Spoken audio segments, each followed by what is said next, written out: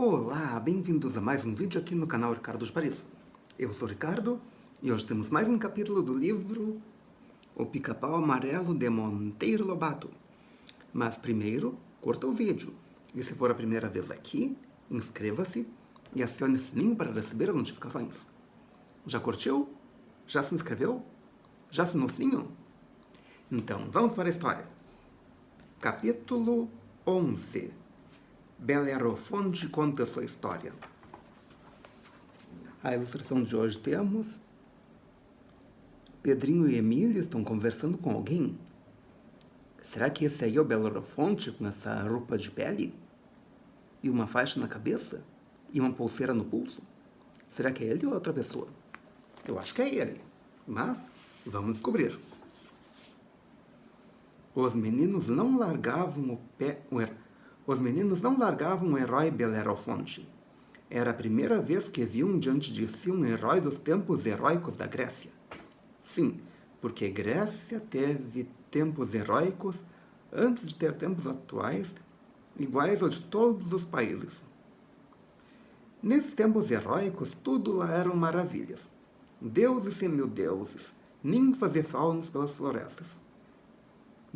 Naiades e tritões nas águas, silfos nos ares. O tremendo Hércules andava realizando aqueles prodígios denominados os 12 trabalhos de Hércules, cada qual mais assombroso. Você lembra quais foram os 12 trabalhos de Hércules? Se lembra? Coloque nos comentários aqui embaixo.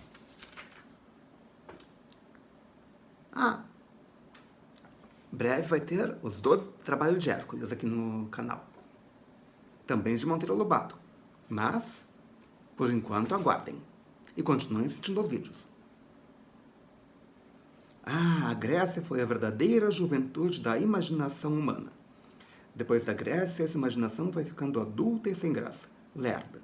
Nunca mais teve o poder de criar maravilhas verdadeiramente maravilhosas. Aquele herói Belerofonte, por exemplo. Senhor herói, murmurou Emília, plantando-lhe na frente. Conte-nos um pedaço da sua vida, que deve ser uma beleza. Era tão famoso o herói que todos não tiravam dele os olhos. Até Anastácio espiava lá da copa de minuto em minuto. Perto dos gregos antigos, as gentes de hoje parecem verdadeiras corujas. Minha história! Exclamou Belerofonte. Corre mundo contada por numerosos poetas, entre eles o velho Hesíodo e o grande Homero. Sabe quem são? Se sabe, coloca nos comentários aqui embaixo o que você sabe sobre eles. Esse eu sei quem é, diz Pedrinho, um grego que andava pelas ruas contando histórias. Sim, o maior poeta da antiguidade. Até hoje seus poemas são lidos, admirados e estudados pelos homens. A Ilíada e a Odisseia. Vovó nos falou deles. Mas não basta conhecê-lo de nome, observou o herói. É preciso lê-los. Vovó diz que ainda é cedo, que há uma leitura para cada idade. E tem razão. Realmente ainda é cedo para vocês compreenderem Homero, disse o grego. Mas conte sua história, insistiu Emília. Como foi que venceu e apagou o fogo da quimera? Belerofonte sorriu da pergunta e contou. Isso é velho como o tempo, disse ele. Foi na Lícia, um reino que houve na Ásia Menor, governado pelo rei Iobates. Sim, na Lícia. E Belerofonte fez uma pausa como a recolher velhas recordações. Deu um suspiro e continuou. Misteriosamente apareceu na Lícia um terrível monstro que se meteu a fazer espantosos estragos na população. A Quimera. Tinha 3 cabeças. Uma de leão, uma de cabra, outra de serpente.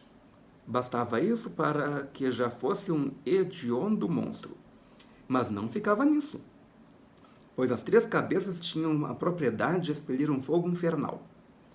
Essa circunstância o tornava invencível, pois não permitia que alguém o atingisse. As línguas de chama torravam os atacantes à distância. E ainda com esse fogo a quimera incendiava florestas e aldeias.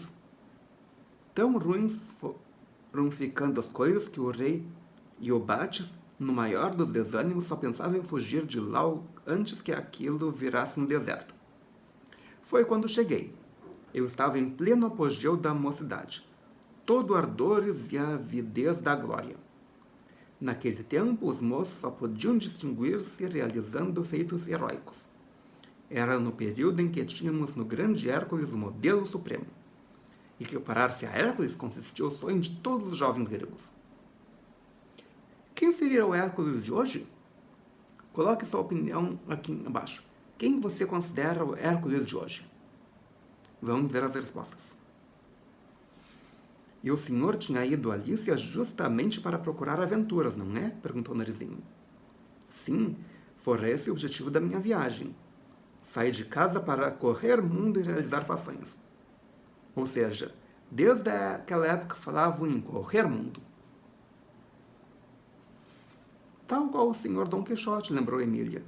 Ele também varejava a Espanha atrás de aventuras. Mas apanhou demais, o coitado. Cada sova. Todos volveram os olhos para o Cavaleiro da Mancha, que por felicidade não ouvira inconveniente observação. Belerofonte continuou. Logo que o rei Iobates teve notícia da minha chegada, lembrou-se da quimera. Quem sabe se esse moço é capaz de destruir o flagelo que está arruinando meu reino? Mandou-me chamar e expôs a situação. Por que não tentas a gloriosa empresa? Disse-me por fim. Aceitei a luva. Você conhece a expressão aceitei a luva? Se conhece, coloque aqui nos comentários aqui embaixo o que significa, se você já usou e como você utilizou essa frase, essa expressão, dentro da frase. Real senhor, respondi, o vosso convite me fala a ambição. Vou dedicar minha vida inteira ao combate ao monstro. Saí, informei-me de tudo quanto corria na boca do povo a respeito da quimera, os lugares que se frequentava, a caverna em que morava, seus hábitos e suas inclinações. Percebi logo a rematada loucura que seria contar apenas com minhas armas comuns, a espada e a lança. Que falta fazia naquele tempo uma boa Mauser, exclamou Pedrinho. Hoje não há mais desses monstros porque com uma bala dum-dum qualquer caçador dá cabo deles. Você sabe o que é uma Mauser? E uma bala dum-dum? Se sabe, coloque aqui nos comentários aqui embaixo. O príncipe, que não sabia o que fosse Mauser, não entendeu e continuou.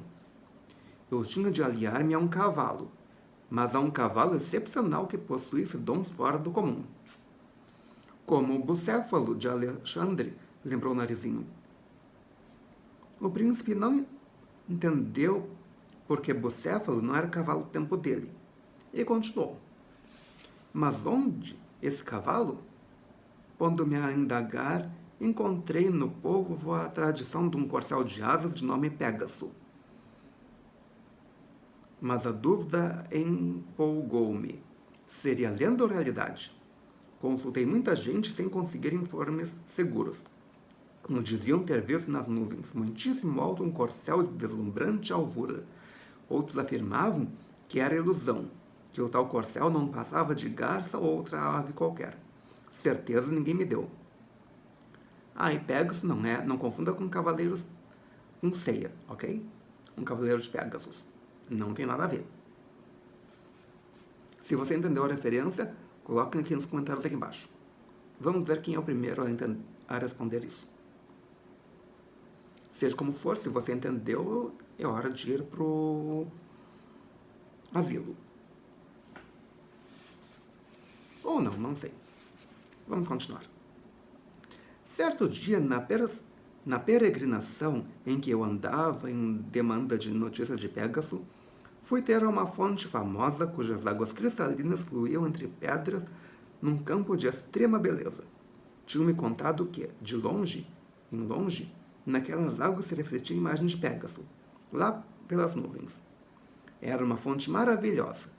Por uma questão de ciúmes, a deusa Diana havia matado com suas flechas o filho de uma formosa mulher de nome Pirena, a qual, de tanto chorar, se derretera e se transformara nessa fonte. Nunca imaginei que uma pessoa derrete de tanto chorar. Mas fica um mistério. Conhece alguém que aconteceu isso? Que virou uma fonte? Se sabe um caso desse, coloque nos comentários aqui embaixo. Eu acho que esse comentário ninguém vai achar. Mas fica a pergunta. Encontrei lá um velho, uma jovem camponesa e um menino. Pedi informações aos três. O velho riu-me da minha pergunta. A jovem camponesa disse que podia ser que sim, podia ser que não. Já o menino afirmou com a maior segurança ter visto a imagem de Pégaso refletida na água da fonte. Suas palavras encheram-me de esperanças, porque dou mais fé a um menino do que a um moço ou a um velho. Pedrinho e Narizinho mexeram-se de gosto com aquela derrota dos adultos. E como era a imagem que viste na fonte? Perguntei ao menino. Oh, respondeu ele. Era uma coisa linda que até me doeu nos olhos de tanta alvura. Mas foi visão rápida. O cavalo de asas saía de uma nuvem e entrava em outra. Enxerguei-o só por um instantinho. E não olhaste para cima? Não tive coragem. Acreditei em suas palavras e deixei-me ficar por ali muitos dias na esperança de também ver a imagem de Pégaso na fonte. Diariamente passava horas e horas mirando o espelho das águas. E viu o final, adivinhou Emília? Sim, vi. Um dia vi. E deslumbrei-me. Era o espetáculo mais maravilhoso que a imaginação humana possa conceber. Extasiei-me. Mas nesse dia, Pégaso não passou de uma nuvem para outra. Começou a dar voltas em espiral. Vi que vinha descendo. Eu levava comigo um freio mágico de ouro. Se conseguisse aproximar-me de Pégaso e lançar-lhe esse freio, instantaneamente o transformaria no mais manso e dócil corcel do mundo. E como vinha descendo para beber naquela fonte, senti que a minha grande ocasião era chegada. Ocultei-me na moita próxima e esperei. Ele foi e sentou, disse Emília, batendo palmas. Sim, pousou a 20 passos distante da moita. Pousou e fechou as asas cor de neve. Aproximei-se da fonte na qual bebeu regaladamente. Em seguida pastou umas flores do campo e deitou-se de pernas para o ar. Isto é espojar-se, explicou Pedrinho. O conselheiro faz sempre. Sim, espojou-se com delícias, como qualquer cavalo comum. Eu perto aguardava o momento oportuno para o bote. De repente, zaz! Criei coragem, saltei-lhe sobre o lombo. Oh, um espanto de Pégaso e o salto que deu. Senti-me arremessado às alturas. Pégaso corcoveava como um demônio. Agarrei-me com toda a força ao encontro de suas enormes asas e tive a felicidade de não cair. Pégaso, que jamais fora montado por ninguém, não podia compreender o que se passava. Aquele estranho peso em seu lombo. Um homem bifurcado nele hipnotizou e corcoveou, fez o que pôde para agarrar-me com os dentes.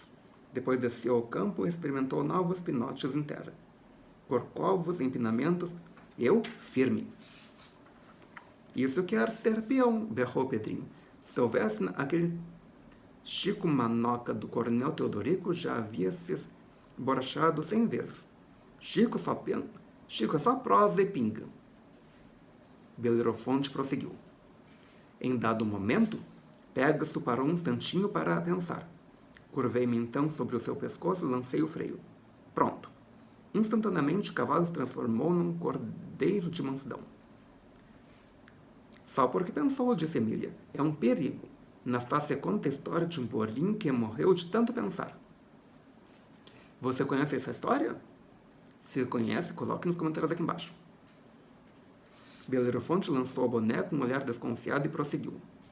Bem, metade da minha empresa estava realizada. Tinha de cuidar da outra metade. A luta contra a quimera. Dei rédeas a Pégaso, subi a grande altura. De lá olhei o mundo que tinha a meus pés, para nortear-me, e lancei-me na direção do reino da Lícia.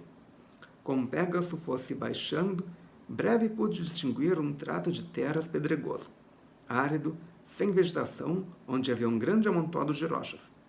Deve ser ali a caverna do monstro, pensei comigo, e era. Fiz Pégaso pousar bem de frente à sombria boca da caverna. Olhei. Lá estava a quimera dormindo, mas dormindo ao modo dos bichos de 3 cabeças. Enquanto 2 dormem, a terceira vela. Qual a cabeça que velava? Gritou Pedrinho. A de serpente, mas assim que me viu, acordou as outras. De que modo que saber, Emília? Com um grito ou uma cotovelada? Narizinho cutucou-a. Onde você já viu cotovelo em cabeça de cobra, Emília? Numa terra de bichos de 3 cabeças, bem que pode haver cotovelos e até tornozelos na cabeça das cobras. Dona Benta deu uma risadinha filosófica. Belerofonte continuou. Assim que as outras cabeças acordaram, o monstro voltou-me na minha direção e das 3 horrendas goelas saiu um jato de chamas que por um triz não nos torrou. Mesmo assim, algumas penas de Pégaso ficaram chamuscadas. Mas que animal ligeiro! De um arranco pôs-se fora do alcance do jato. Com certeza foi daí que os alemães tiraram a ideia daquele lanche de chamas que usaram na guerra, observou Pedrinho. Põe-se fora do alcance das chamas, repetiu Belerofonte, e numa fulminante manobra de flanco aproximou-se da quimera, necessário para que eu pudesse atingi-la com a ponta da espada. Atirei um golpe certeiro que decepou a carótida do pescoço da cabeça do leão. Pedrinho mostrou em si qual era a veia carótida que nos degolamentos os degoladores cortam. Esguichou um sangue negro, prosseguiu o herói, e a horrenda cabeça descaiu pendurada pelas mechubas do cangote, enquanto Pégaso se afastava com a velocidade do raio. Outro esguicho de fogo saiu das cabeças restantes, e novamente as asas de Pégaso foram chamuscadas. Isso porque, apesar da rapidez do seu recuo, as chamas tinham avançado a maior distância do que da primeira vez. Um fogo interno que já não podia sair pela cabeça cortada viera somar-se ao vento das outras 2. O jato, portanto, foi 2 vezes mais violento que o primeiro. Devia ser só 1/3 mais violento, corrigiu o Visconde, sempre afiado em matemática. Belerofonte arregalou os olhos e já ia abrindo a boca para assentar que era o dobro, quando Dom Quixote interveio. Paciência, grego. O Visconde está certo. Continue. Belerofonte, um tanto desapontado, continuou. Pégaso repetiu a manobra e pôde cortar a carótida da segunda cabeça, a de cabra. Por fim, cortei a última, a da serpente. E está claro que a última era da serpente, observou Dom Quixote, que estava começando a implicar-se com o grego. Isso não, protestou Emília. Naquela barafunda ele podia ter errado o golpe e cortado a cabeça de Pégaso. Herói agradeceu-lhe a respostinha e terminou a história. Estava concluída a minha tarefa, e eu havia destruído o monstro assolador do reino da Alice. Bravos! Gritou Emília, batendo palmas. Só quero agora que me explique como é que o monstro está aqui mais vivo do que nunca. Belerofonte explicou. É que eu não tinha intenção de destruí-lo totalmente, bastava inutilizado, de modo que me apeei e dei uns pontos nas carótidas cortadas. Isso depois de ter-lhe aberto o papo e extraído de dentro a glândula da maldade. A quimera sarou das cortaduras, ficando essa mansidão que todos sabem. Bem diz vovó que é nas glândulas que estão todos os segredos do nosso corpo, lembrou Pedrinho. Cada glândula serve para uma coisa. Governa uma coisa. Existe, por exemplo, uma tal glândula tireoide que governa o crescimento dos animais. Se ela funciona com muita força, sai um gigante. E se ela cochila, sai um anão. Mas será que os gregos daquele tempo já sabiam disso? Duvidou o Narizinho. Dona Benta respondeu. Os gregos, minha filha, sabiam por palpite todas as coisas que os modernos sabem por experiência. Isto é, sabiam sem certeza. Adivinhavam. Foram os adivinhadores do mundo. As nossas certezas modernas baseiam-se na experiência. As certezas dos gregos baseavam-se na intuição, isto é, numa espécie de adivinhação. Não há teoria moderna que não esteja esboçada na obra de um antigo sábio grego. Assim é, minha senhora, confirmou Belerofonte, admirado da sabedoria da velhinha. E eu abri o papo da quimera e, vendo lá a glândula, cortei-a sem saber o que fazia. Mas qualquer coisa me cochichava que era ali a sede da maldade do monstro, e era. E que prêmio recebeu tal Iobates? Perguntou Emília. Belerofonte abrindo a boca para responder, quando o tumulto no terreiro atrapalhou. Um cocoricó havia soado. Peter Pan! Exclamaram os meninos no maior assanhamento. E saíram correndo. E aqui terminou o capítulo. O que será que ele ganhou de recompensa? Se você sabe, coloque nos comentários aqui embaixo. E por hoje é só. Amanhã temos mais um capítulo. Obrigado pela presença. Obrigado pela audiência. Até amanhã com mais um vídeo e melhor possível.